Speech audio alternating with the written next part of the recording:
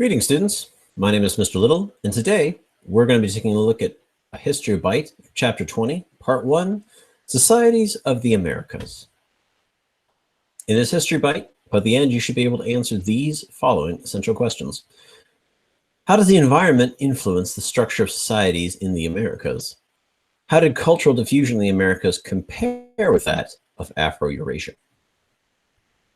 So let's first talk about the social zones in the Americas. And by social zones, I mean referring to how societies are organized in the Americas. So you have a number of different zones of organization. You have areas that are predominantly hunter-gatherer nomads, such as the far north, where you have the Inuit seal hunters. You have a number of places where small-scale local agriculture is practiced, such as the Pueblo communities of what is now the American Southwest and northeastern Mexico. Northwestern Mexico. And the Pueblo were known to migrate along with the seasons. So they did practice agriculture, but they tended to migrate if things became too harsh for agriculture. You also have smaller states and chiefdoms, which practice regular agriculture, but are not as centralized as some of the bigger states, such as the Mississippi culture, sometimes referred to as Cahokia, after their primary ritual site. And then you have the large centralized states, such as the Mexica, also known as the Aztecs, and the Inca state in the Andes. Here's a map that indicates all of that. So in the Americas, you have those social zones. You also have a wide array of religious beliefs. However, there are some commonalities across these groups. So for example, most of these places have a sun-based deity, such as Huitzilopochtli in Mexico. You have Initi in the Inca Empire. And in Cahokia, you have something referred to as the Great Sun, which is considered like a deity above all other deities. So clearly, the sun and the earth are seen as dynamic forces in these religions. You also have maize, aka corn, and we're going to use this term a lot, but deities that center upon maize, such as Zinteatul and Yumcax in the Maya and in the Mexica, respectively. And so it's important to understand that maize as a food also influenced the religion, which is an indicator of just how important this food was. In places with large city-states and large temples, you tended to get a priest class, or a class of people who organized the religious life of the societies. In slightly less organized societies, you had shamans, much like you had with the nomads of Asia, who their job was to communicate with the gods or the spirits of the earth. You did have some other common religious trends, such as bloodletting, which is the total or partial sacrifice of humans or animals. So bloodletting meant that total murder of a sacrificial animal or human was not always required. Some places in some parts of central Mexico, you could simply cut yourself and spill some of your own blood, and that counted as a sacrifice. You didn't have to completely murder somebody or sacrifice somebody for a ritual purpose.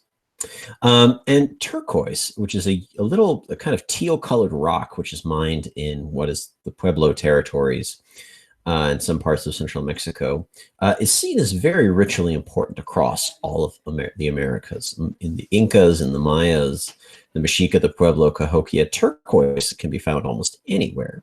And so it's a very ritually important gem. You do have some regional connections as well. So for example, the Mexica adopted some Mayan deities into their pantheon of gods. And the Incas built upon their predecessors, the Chimur, and incorporated some of their water-based deities into their pantheon. So there were some regional connections. But it's worth noting that in the Americas, that we know of is no existence of a universal religion, such as that of Afro-Eurasia. Religions like Buddhism, Christianity, or Islam, they were able to spread all the way across all of the Americas. There did not seem to be anything that we know of that was that universally accepted. In terms of trade and exchange, the only state that organized trade in any way, shape, or form was the Mexica, aka the Aztecs. And there was a class of people known as the Pochteca, who could grow very rich on trade. And even though they technically were considered lower class, their wealth often put them on par with the ruling classes of this society. It's also worth noting that the Mexica Empire was built on a system of tribute from their subject people.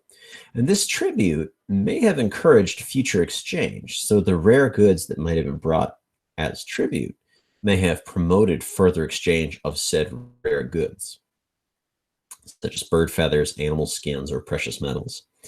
The Inca Empire, further to the south, distributed resources within their empire, but was not really considered trade in the traditional sense of the word.